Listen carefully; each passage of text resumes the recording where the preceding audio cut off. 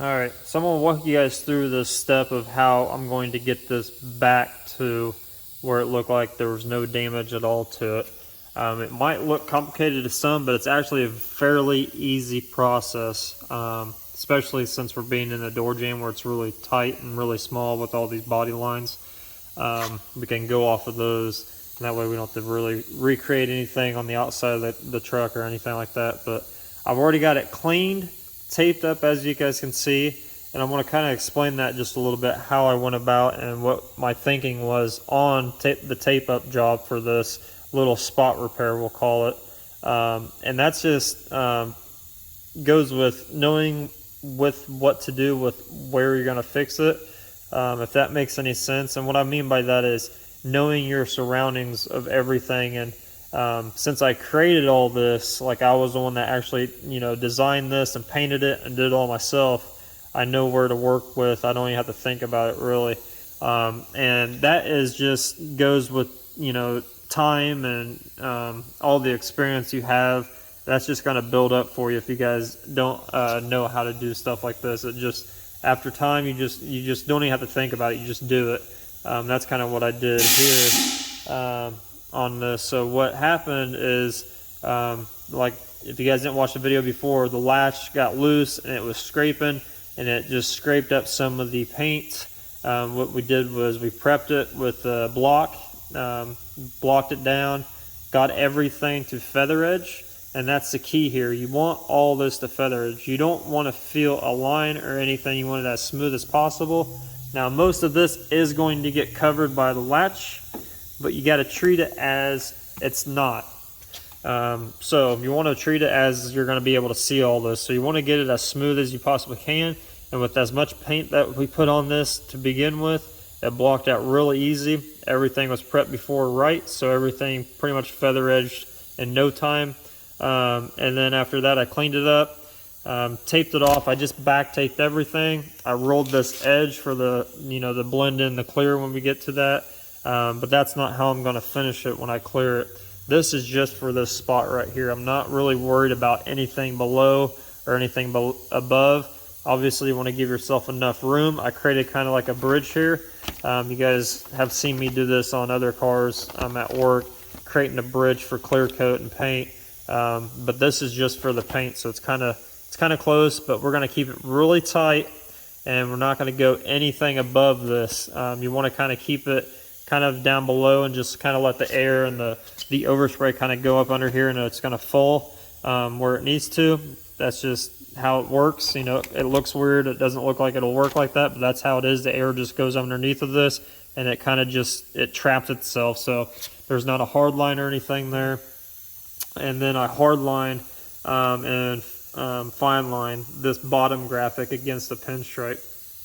And you just want to follow that as best as possible because you don't want anything below it. We're going to treat this bottom graphic as a block, and we're just going to block it off completely, fine line it, do our thing. When we get the blue on, we could take this off, because once the blue's on, we can, we're going to be fine lining this green graphic in here. And then after that green's done, we're going to finish it off with that magenta pinstriping to where you will not see anything that was repaired or anything like that. It's going to be back to normal. It's a really simple repair. And obviously it's got some airbrush drop shadowing down here. We'll do that before we add the pinstripe to it. But we'll actually do that. Yeah, I'll probably do that before we add the pinstripe. But yeah, that goes in the blue. But yeah, we're going to seal it first. And when you're sealing things like this, you don't want to hit it hard. I've got sealer mixed up in my gun already. I'm just using my regular HVLP gun. And you want to kind of crank the air pressure down on it. You don't want to blast it. You don't want to do anything that's going to... You got to think you're working in a small area.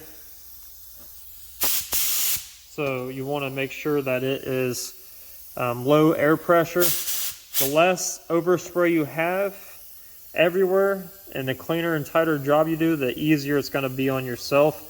If I would go crazy and just blast this and get, overspray over here, you can take lacquer thinner and wipe it off, since this is already clear coated. Same way with this. You technically don't have to tape this off. You could have just blasted it lacquer thinned it since it's clear coated, but this is just an easier way.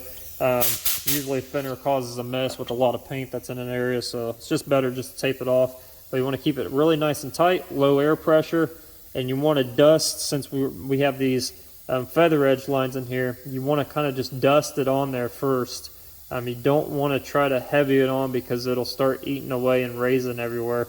It'll create what we call a butthole around this, so you don't want that, and the way to get away with that is kind of just dust your first coat on, let it sit for a minute, let it adhere to the surface, and then you go back in there and you kind of do like a medium wet coat.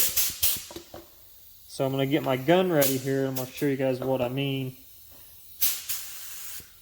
And I'm going to turn my nozzle down to where it's just, I've already tacked this off too, so I'm just going to kind of turn the air pressure down a little bit. I'm going to do like a test panel. You see it's just a circle at this point. So we don't want to go anything crazy.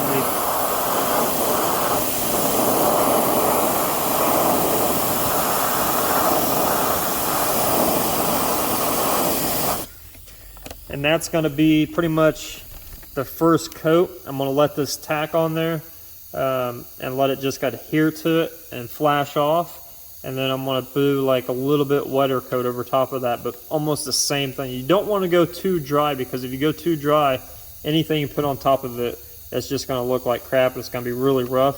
So you want to try to get it smooth, but you kind of want to just kind of get it really thin and really light everywhere. So, but being with the product that we're using, it's the way you reduce it. You can either use it as a sealer or primer. So if anything does happen in this stage, you can actually let it flash off totally and go back in and kind of hit it with some like 600 or 800 or whatever, and then clean it back up and go on to your color, as long as you don't break through anywhere.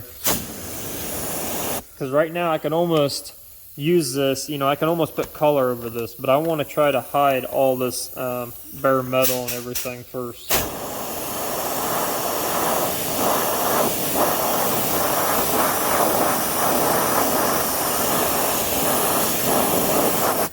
So there we go.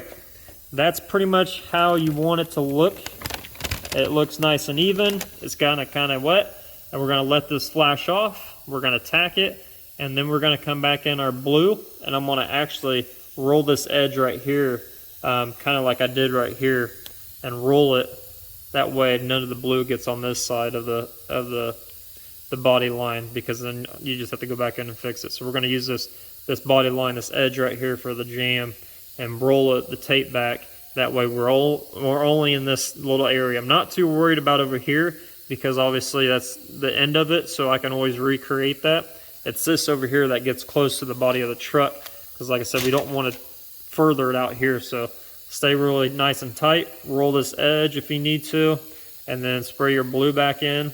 And then once the blue dries, we can get the green in there and mask off that green and put that back in there, and then do the drop shadow for the black of the graphic, and then after that we can do the pinstriping, and then that's pretty much it. But yeah, it's really simple. You just want to make sure at this stage, it's really crucial to, like I said, do a little bit of dust coating. You don't want it to go everywhere, because as you can see, just by doing that little bit with a really low air pressure, it's got overspray all over it already. So I'll have to clean that up before I put the color on there. But other than that, it's exactly how you want it to look. And you can see it didn't really go too far. It's kind of just feather edged here. I don't want this as a hard line either. I kind of want it just to be a little bit soft, so I stayed away from that. This, the sealer is a little bit, I would say it's thicker than paint, so it just creates more of an edge if you do anything that's hard lined. So you want to try to stay away from that. But other than that, that's all you pretty much need to know. I'm going to let this dry, clean out my gun, and then put some blue on there and let it flash off. Alright, so got the blue on, let it flash off, hit it with some heat. So this is what it should look like when it's done. Like I said, I back taped this right here. Didn't really fine line it, don't want that hard edge line. Just want to kind of blend it a little bit. Like I said, don't go too heavy, just kind of mist it on there and you'll do just fine. So everything covered really well, so it looks really, really good. So on to the next. I'm gonna let this sit for probably, I mean, it's still pretty little, well, I mean, it's dry to the touch, but it's kind of tacky. So I'm gonna have tape on this. So I'm gonna let it sit for probably a good 30-40 minutes before I come in here and tape it off. And I'm gonna let the kind of the heat just sit here on there and let it do its thing here. And I can actually peel this off right now. So I don't need it any longer. So you can see kind of how I did that there. And yeah, it's not any more complicated than what it needs to be. Just take your time and just let it do its thing. I no longer need all this either, so I'm going to just throw that over there because right now we're going to be fine lining this green stripe off after it's done, and then hitting it with the green, masking it up, hitting it with the green, let that dry, and come back in here, do the shadow, pinstriping, and then the graphic is done. So just want to show you guys what it looks like after it is pretty much all done and said. So I got a couple areas I need to clean up there. But other than that, came out really, really nice. So since I'm waiting on our door jamb to dry and flash off before we take, I have snuck over to the Civic and I have gotten one side off, and I'm gonna try to explain to you guys how I went ahead and did this, because if you're not body guys, you probably won't understand this whole process, but I want to try to explain it the easiest way possible and the tools that I used. It's really simple. It might look complicated. Obviously I think this was the worst side of the two, but I've got the driver's side off, and this is what it looks like. I haven't prepped anything. I totally, really just honestly just got it off. So I'm gonna go back through with my angle grinder and I'm gonna clean all this up, kind of grind all this surface rust that's here right now off, clean it all up, and then I'm gonna brush touch it with some sealer. I'm gonna do it up here too, and clean all this up, and then just protect it, like I said, with the sealer. It's just the outer cap for the fender. You don't see it, but just getting that off, it looks 10 times better. But you could tell where the spot welds were. And I'm going to explain to you how and what tool I use to get this off, because if you guys are cutting these things off with an air hammer or whatever like that, and you don't know about this tool is going to make your life 100 times easier. I've always had it. I use it on stuff like this. If you're doing bedsides or anything like that, this is the quickest way. I think I've got like a total of 20 minutes getting all this off. The back here where the seam sealer was the most pain in the ass part, but yeah, all I used, I mean, obviously you need a hammer, some type of a chisel, because you're not going to be perfectly getting the spot weld, so you're going to have to actually go behind the panel and kind of just beat it and release it. And once you gotta start popping it off after you grinded it, it comes off really easily, especially if you did it correctly. And I'm gonna show you guys what I used. It's just a belt sander is what we call them. This one's actually a Harbor Freight tool that we use to kind of modify the arm. I don't exactly remember how we did it, but it's not really that hard to tell what we did to it to make it a 18-inch belt sander. The original belt sander back in the day, you could buy the 3M one. I think it was like $300 or $400. And this tool from Harbor Freight back then was like 30 or maybe $50. So it was a really good way to do it if you didn't want to spend the extra, the money to get the actual 3M brand one. It's a really cool way of doing it if you want to go the cheap route, because I was a body guy back in the day, so I've got body guy tools just laying around, that kind of stuff like this that I've been using for years. Obviously I don't do body work anymore really, But yeah, I just want to show you guys that. And like I said, it's an 18-inch belt sander. You get these belts, you know, this is 80 grit. You get these belts and you just slip them on. The arm comes down, and you just kind of slip it on and release the arm, and it goes back, and you just go and you find the welds. This is the tricky part, and I'm going to kind of show you guys on this other side since I have not touched it. So you've got these welds, these spot welds that are spot welded in. You see the circles? Those are the spot welds. So you got to go through and just grind all those away. And when you start grinding, obviously you're not going to see the circle anymore. So you got to go all the way down until you see the outer edge of the weld start breaking. If you don't, then you haven't gone far enough. So you want to go as far as you can and look for that edge of that weld to break. And once you've done that, you can go on to the next one and the next one. There's a ton of spot welds through here, as you can see on the other side. And that is a trick, is to get it to where you're pretty much all the way down to this metal right here that's behind it. And you'll start seeing it when you start grinding it and you get far enough, you'll start to see an outer rim and it looks like it's just cracking away from the metal. And you know you're pretty much there as far as breaking that weld free. And that's the key to this.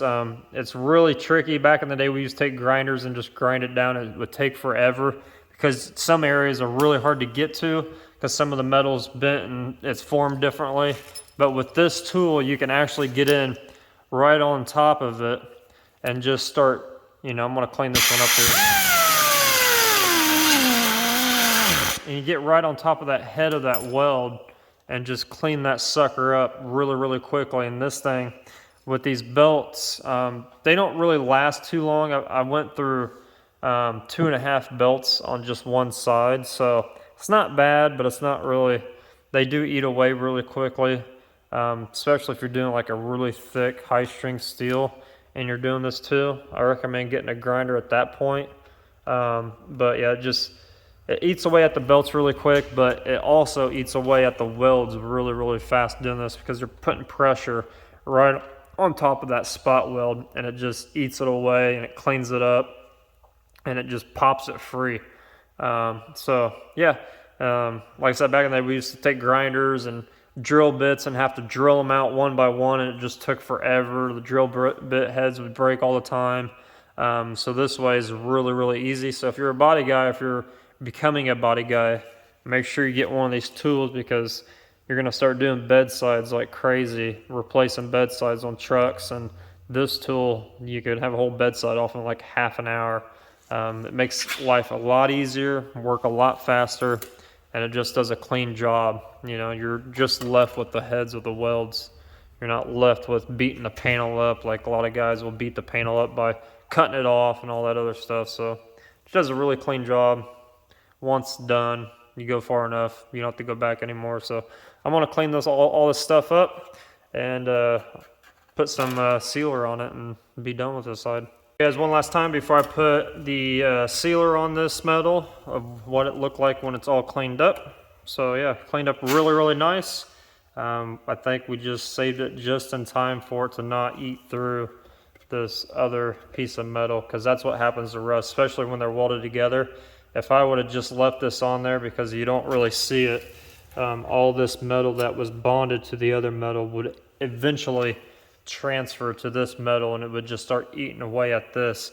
Like I said, rust is like cancer. It won't stop. It'll just keep going and going and going until it's totally gone. So I'm glad we cut that off when we did, because this would not be here within probably another year, I would say, especially if you're going to drive it in the winter time.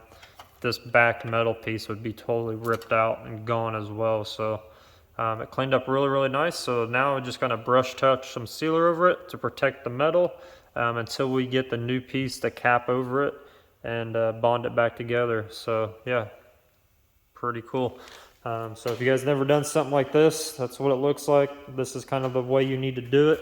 And like I said, all I did was take my angle grinder with a 36 grit disc and just go around and clean everything up. So make sure you wear your eye protection, because it does get really messy really quick and you don't want any metal shavings in your eyes. So I'm gonna go get some sealer and just touch that on and move on to the next side. And one more shot with the sealer on it, slash primer sealer. So it's the same sealer I used that I did the jam on, so I just used the leftover. You can shoot it on if you're, if you want to. I just brush it on because I like to let it drip inside all the cracks and crevices. That way it gets totally covered. Any areas that I can't get, it just kind of drips inside there, like inside of this right here where it's, double thin. So yeah, just brush it on. Don't have to be too perfect about it because we'll end up prepping this again when we put that cap on there because it needs to bond to bare metal again. This is just to protect it for the time being, but you do want to make sure all the bare metal is covered. That way it doesn't start, surface rusting or anything like that again. So, yep, not too hard, guys. Just, if you got the time, just take your time and do it right. So next I'm going to do the other side. I won't really show that since I've already showed this side. Don't want to bore you guys. And then we obviously got the rear bumper area where the tabs back here are broken or rusted and broken back here. This tab bar the bumper slides on, we're going to be removing that, as well as the side brackets on both sides. They're just too far gone, so do the same exact method as we did on the fenders. Like we did here, all the way around. Next side's gonna be that side, I'm gonna do the rear. I'm just gonna kind of work into, I'm not gonna really try to get it all done in one day, but just kind of do a side a day or whatever, or an area a day, and move on to the next one. So it does create a mess, just FYI, especially if you have rust. It creates a big mess, but like I said, I'm glad we got this torn off just in time. This side is a little bit worse than that side. It's pretty much gone under there too, so I'll start on that. Other than that, I'm gonna let, I need to air this back down for some reason. It's airing up on itself. So let it sit, let the blue sit for a little bit longer, and then I'll tape it up and spray the green on there. And that's pretty much it. There's not much going on besides just the truck. Talked to the customer about that a little bit yesterday, last night. We were talking back and forth what to do. He is like 90% sure that he wants me to do what we talked about. And I'm not going to say anything until we get to that point, but it's going to be really cool. The only bad part is we got to pretty much tear the whole thing back down. So if you have any idea what I'm talking about, you already know what I'm going to do to it. So keeping you guys updated every day, trying to make these daily vlogs, I guess, if you will, about what I'm doing in the shop. Not much going on until we start cranking on this truck again. But yeah, I'll show you guys in this video what the graphic looks like after it's totally done. That way you guys can see it totally finished and all wrapped up. I mean, it's pretty much dry. It's just, I don't like tape. I don't like rushing. If I got tape on something I just sprayed, I don't like rushing it. So the longer you wait to tape stuff like this, if you're going to put like tape over freshly paint, the longer you wait, the better. There's really no window. I've always said 30 days is your window to where you have to rescuff the paint to top coat over it. So you got a long time before you actually have to scuff it back down and reapply it or re-top coat it or whatever you're doing to it. So you got a long time, so there's no rush into rushing it, if that makes any sense. So I'm going to slowly work on the Civic next, keep working on grinding those rust spots out, and then, like I said, I'll show you guys what the graphic on the truck looks like in the Jam after I'm done pinstriping it and everything else. So they'll be up shortly.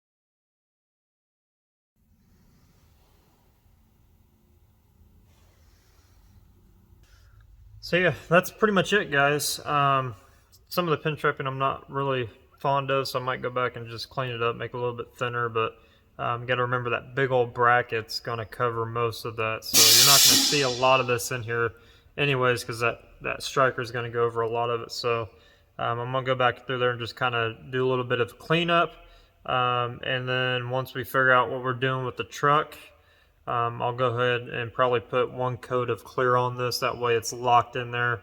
If we do have to go back through and sand the truck down, I can just sand that down with it and not destroy what we just did. But yeah, pretty much that's the name. I mean, that's pretty much it.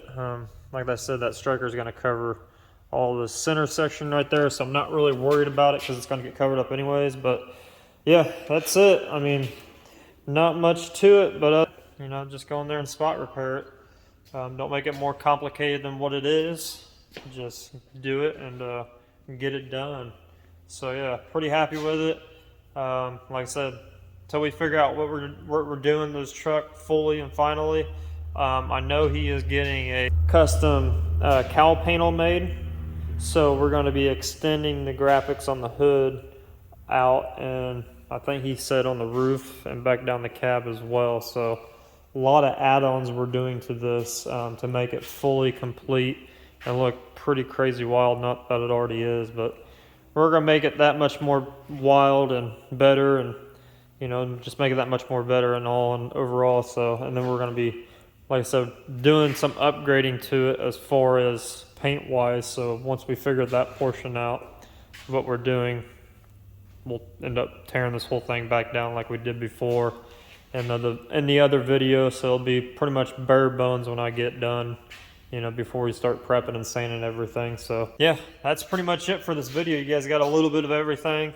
So just stay tuned. I'm gonna jump back on this Halloween portrait, try to get it finished up. My goal was before we leave for vacation for the week is to get the truck inside there finished up. The rest of the metal on the Civic cut out and fixed, and then hopefully finish this illustration up and get it done. That way I don't have to do anything when I get back from vacation. I can fully go onto this thing and get it designed up on the computer and figure out what we're going to do with it and tear it down and just start cranking on it, because I don't want any other distractions when I'm working on this. So that's the plan. I mean, some of it might be pretty boring to you guys, but it is a lot of hard work and it takes a lot of time. Not that it's hard, but it does take a lot of work and a lot of patience. So just hang in there with me. If you like this stuff, make sure you subscribe, comment below. More stuff's coming. Some more cool stuff is coming, I should say that. That way you guys get interested in this stuff, because I know the paint industry is hard to get into, and it's not really easy work, so a lot of people just shy away from it. So hopefully these videos get you guys excited, and then we'll just start cranking away on stuff when we get back. But this video will come up, and I'm thinking I'll probably have one more before vacation coming up. I'm going to try, like I said, I'm going to try to get that illustration of the Halloween picture done and get it fully out of the way. Same way with the Civic, but you guys know what I'm doing to that, so I probably won't film the rest of that. So thank you guys for watching, and stay tuned till next time. Later.